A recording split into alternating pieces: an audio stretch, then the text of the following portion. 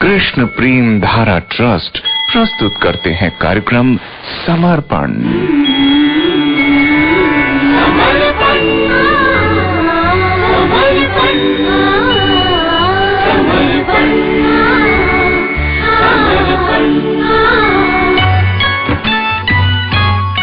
कार्यक्रम समर्पण में आपके साथ हूँ मैं प्रेम धारा।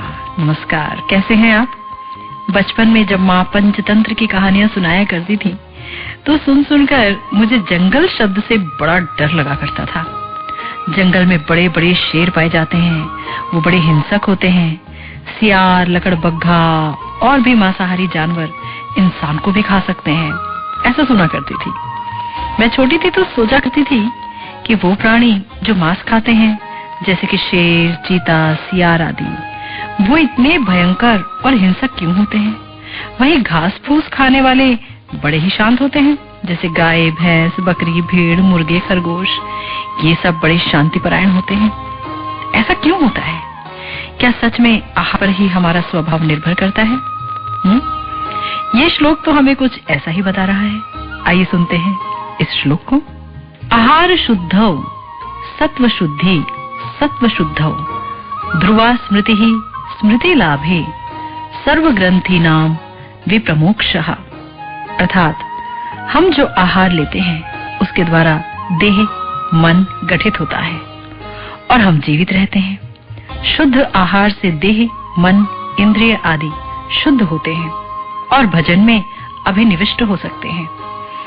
बहुत ही उपयोगी श्लोक है और वो लोग जो भजन के मार्ग में आगे बढ़ना चाहते हैं और समझ नहीं पा रहे हैं कि भजन के मार्ग में इतने प्रयास करने के बावजूद कमी कहाँ आ जाती है कि भजन में रस ही नहीं आता। हो सकता है भक्त का व्यवहार सभी प्राणियों के लिए अच्छा हो, ठीक ठाक हो, लेकिन तब भी कमी कुछ है जो रह जाती है, वो पकड़ में नहीं आती। तो सबसे पहले हमें अपने आहार को चेक करना चाहिए, यानी जो कुछ हम खाते हैं क्या सच में वो खाया जाना चाहिए? क्या सच में वो सात्विक भोजन है? क्या सच में वो भगवान को अर्पित करने के बाद प्रसाद के रूप में हम खाते हैं? क्योंकि कई बार हम भगवान के सामने भोजन बना के रख देते हैं, पर जब हम उसे खाते हैं तो उसमें हमारी प्रसाद बुद्धि नहीं होती। हम सोचते हैं अरे वाह वाह, क्या बढ़िया खाना आ गया, ये आइटम बहुत लजीज दिख रहा है, इसे तो खा जाना चाहिए। जबकि जो भक्त होते हैं, शुद्ध भक्त होते हैं, भगवान के पूरी तरह से शरणागत भक्त होते हैं, वो सोचते हैं अरे वाह, हमारे सामने प्रसाद है और इस प्रसाद में भगवान का अधरामृत है और उस अधरामृत का आस्वादन हम प्रसाद के माध्यम से करेंगे। वाह, हम कितने सौभाग्यशाली हैं। और जब इस प्रकार की सोच कोई भक्त रखता है और उस सोच के साथ वो प्रसाद को ग्रहण करता है तो उसकी बुद्धि, उसका मन भगवत प्रेम में रंग जाता है।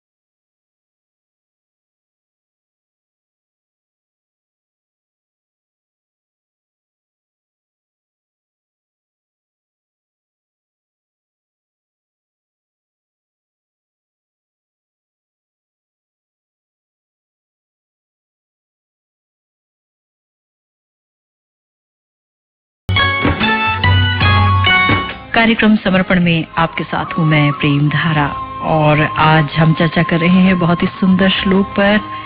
यहाँ बताया गया है कि जो हम आहार लेते हैं उसके द्वारा देह और मन गठित होता है और हम जीवित रहते हैं। शुद्ध आहार से देह, मन, इंद्रियां आदि शुद्ध होते हैं और भजन में अभिनिविष्ट हो सकते हैं। आमतौर पर बहुत सारे लोग हैं, अगर आप उनसे कहिए कि आप भजन करिए भगवान का नाम लीजिए, तो वो कहेंगे हमारा तो मन ही नहीं लगता। जब भी हम भजन करने बैठते हैं इधर उधर की चीजें याद आ जाती है, मन बड़ा चंचल हो जाता है। और सही बात है, आपका मन चंचल होगा क्यों नहीं? आपके अंदर 6 शत्रु होते हैं। ये शत्रु आपके शरीर में छुप कर रहते हैं। काम, क्रोध, लोभ, मोह, मद, मत्सर, ये सारे 6 शत्रु मन के साथ हाथ मिलाकर, इंद्रियों के साथ मिलकर के आपको लूट लेते हैं। आपके भजन का खजाना समाप्त कर देते हैं। भजन में आप अभिनिविष्ट हो ये देख ही नहीं पाते। और इन शत्रुओं को बल प्राप्त होता है जब आप ऐसा आहार खाते हैं जो कि आपके मन और बुद्धि के लिए विनाशकारी हो। देखिए यहाँ बताया गया है, जो हम खाते हैं उसके द्वारा देह और मन भी गठित होता है। बड़ा आश्चर्य होता है ना सुनकर, क्योंकि हम ये तो जानते हैं कि देह आहार से गठित होता है। सब बोलते हैं बढ़िया खाओ भाई, बहुत कमजोर दिख रहे हो, खाना पीना ठीक करो तब तुम मजबूत हो जाओगे। पर कोई मन को नहीं देख पाता, नहीं जानता कि खाने से मन का क्या संबंध है। आपको एग्जाम्पल दिया था ना कि कैसे हिंसक प्राणी मांस खाते हैं और हिंसा करते हैं। इसी प्रकार से जब हम तमोगुणी चीजें खाते हैं तो हमारे अंदर से दया, प्रेम, भगवान के प्रति आस्था, ये सब समाप्त हो जाता है, या यूं कहिए उभरने ही नहीं पाता। समाप्त होने की बात तो तब है ना जब शुरू हो तब समाप्त हो, पर उभरने ही नहीं पाया। और इस तरह से जो मानव जीवन जो इतना अनमोल था, उसे हम अपने शरीर का ध्यान रखने में लगा देते हैं। हम जानवरों की हत्या करते हैं, उसे खाते हैं ये सोचकर कि इससे हमें प्रोटीन मिलेगा। वहीं पर अगर आप किसी से पूछें कि भाई शाकाहारी चीजों में प्रोटीन मिलता है क्या, तो वो आपको बता देंगे कि अगर आप दाल खाइए तो बहुत प्रोटीन मिलेगा।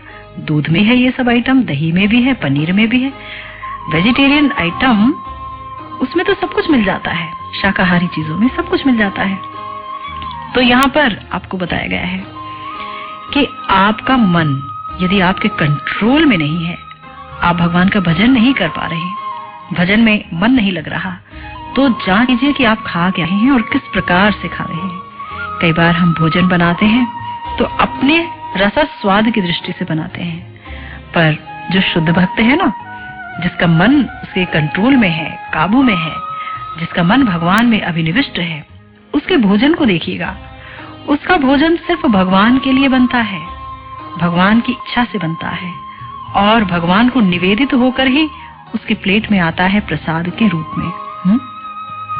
और इसीलिए ऐसे लोगों का मन शुद्ध आहार से भगवान में लगता है। उनके देह भी भगवान उपयोगी हो जाती है, उनके देह की इंद्रियां भी शुद्ध हो जाती हैं। नहीं तो विषय भोग करते करते हमारी इंद्रियां कितनी अपवित्र हैं कि हमें अपवित्र विषयों की तरफ खींचती रहती हैं। लेकिन जो भगवत प्रसाद का सेवन करते हैं उनकी इंद्रियां विमल ना हो, ऐसा भला कैसे हो सकता है? सोचिए तो। आप सुन रहे हैं कृष्ण प्रेम धारा ट्रस्ट द्वारा प्रायोजित कार्यक्रम समर्पण। आप हमसे संपर्क कर सकते हैं इन फोन नंबर्स पर 9711441214 यानी 9711441214, 9818231939 यानी 9818231939, 9213414657 यानी 9213414657 और 9810397596 यानी 9810397596। अधिक जानकारी के लिए कृपया हमारी वेबसाइट देखिए www.premdhara.co.in। कार्यक्रम समर्पण में आपके साथ हूँ मैं प्रेम धारा, और आज हम चर्चा कर रहे हैं कि किस प्रकार का आहार हमें लेना चाहिए जिससे हमारा मन भजन में अभिनिविष्ट हो सके। क्योंकि देखिए, मनुष्य जीवन का परम लक्ष्य है भगवत प्रेम की प्राप्ति, वही परम पुरुषार्थ है। और यही पुरुषार्थ मनुष्य को प्राप्त ना हो तो फिर मनुष्य जीवन बेकार हो जाता है। और देखिए भगवत गीता में भी भगवान ने कहा है कि आहार स्वपि सर्वस्य त्रिविधो भवति प्रियः, कि जो आहार है वो भी प्रकृति के गुणों के अनुसार 3 प्रकार का होता है। सात्विक आहार वो होता है जो आयु को बढ़ाए, जो जीवन को शुद्ध करे, बल, स्वास्थ्य, सुख और तृप्ति प्रदान करे। और वो कैसा होता है? आयु सत्व बलारोग्य सुख प्रीति विवर्धनः रस्या स्निग्धा स्थिरा हृदय आहारः सात्विक प्रिय। अर्थात जो भोजन सात्विक व्यक्तियों को प्रिय होता है वो आयु बढ़ाता है, जीवन को शुद्ध करता है, बल, स्वास्थ्य, सुख और तृप्ति प्रदान करने वाला होता है। ऐसा भोजन रसमय, स्निग्ध, स्वास्थ्यप्रद और हृदय को भाने वाला होता है। लेकिन हमें से कई लोग कहेंगे, अरे भाई हमें तो बहुत नमकीन खाना पसंद है या उसमें खट्टास ज्यादा होनी चाहिए। कई लोग कहेंगे, आपने खाना तो बनाया पर मिर्ची डालना भूल गए क्या? जरा 2 हरी मिर्च साथ में दे दो और नमक दे दो, हरी मिर्च साथ साथ खाएंगे तो खाने का स्वाद आएगा। तो ऐसा खाना किसके लिए होता है? कौन लोग हैं जिस प्रकार का भोजन करते हैं? गीता में कहा गया है, कट्वम्ल लवणात्युष्ण तीक्ष्ण रुक्ष विदाहिनः आहारा राजस्येष्टा दुख शोकामय प्रदः। अर्थात अत्यधिक तीखा, खट्टा, नमकीन, गरम, चटपटा, शुष्क और जलन उत्पन्न करने वाला भोजन रजोगुणी व्यक्तियों को प्रिय होता है। ऐसा भोजन दुख, शोक और रोग उत्पन्न करता है। तो देखिए यहाँ आपको शास्त्र ये भी बताते हैं कि भोजन कैसा खाना चाहिए। और तामसिक भोजन भी होता है। कैसा? यात यामम गत रसम पूति पर्युषितम च यत् उच्छिष्टमपि चामेध्यम भोजनम तामस प्रियम। अर्थात खाने से 3 घंटे पहले पकाया गया, स्वाद विहीन, वियोजित और सड़ा हुआ, जूठा और अस्पृश्य वस्तुओं से युक्त, जैसे मांस आदि से युक्त भोजन उन लोगों को प्रिय होता है जो तामसी होते हैं। तो हम कैसे हैं ये हमें बता देता है हमारा भोजन ही। किसी दूसरे की जरूरत नहीं पड़ती कि वो आपको बताए कि आप कैसे हैं। आप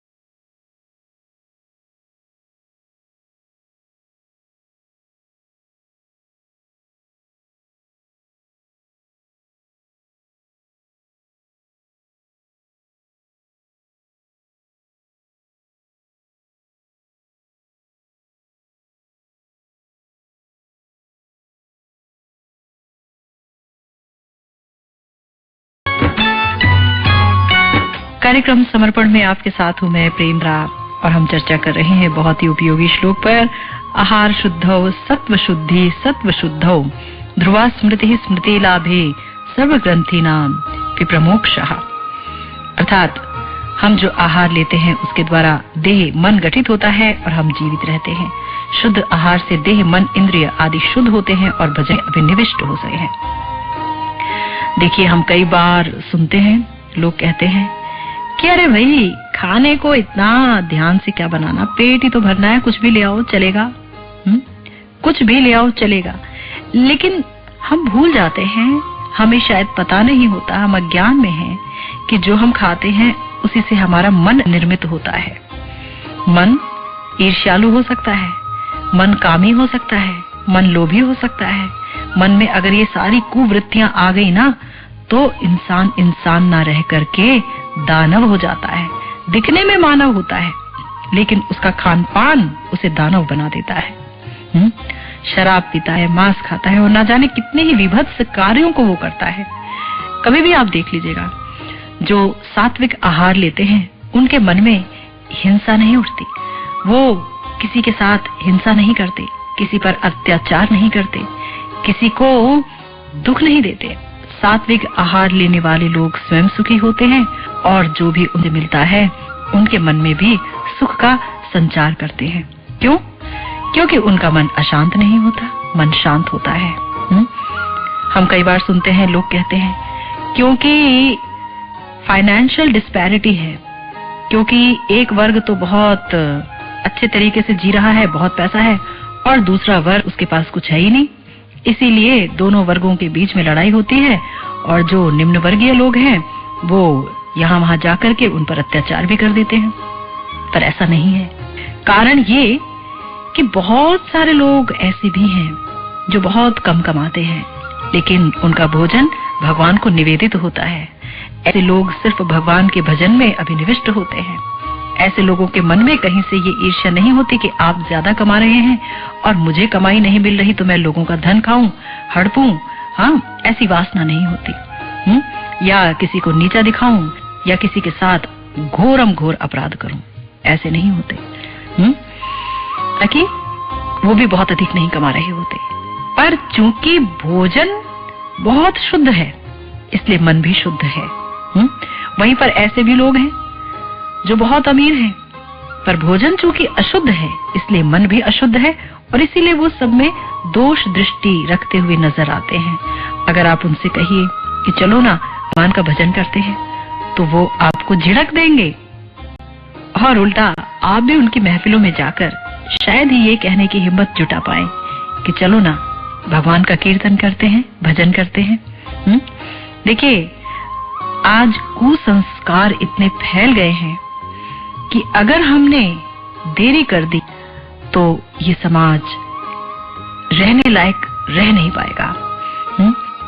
सब भगवान के भजन में लगें, सब भगवान से प्रेम करें और सबको सब में भगवान का अधिष्ठान नजर आए, तभी व्यक्ति प्रसन्न रहेगा और वो प्रसन्न रहेगा तो आसपास के लोगों को प्रसन्न रखेगा और इस तरह से पूरा समाज प्रसन्न रह पाएगा क्योंकि उनके साथ भगवान होंगे और वो भगवान में रमे होंगे। और ये सब होगा जब आहार शुद्ध हो। आप सुन रहे हैं कृष्ण प्रेम धारा ट्रस्ट की प्रस्तुति कार्यक्रम समर्पण।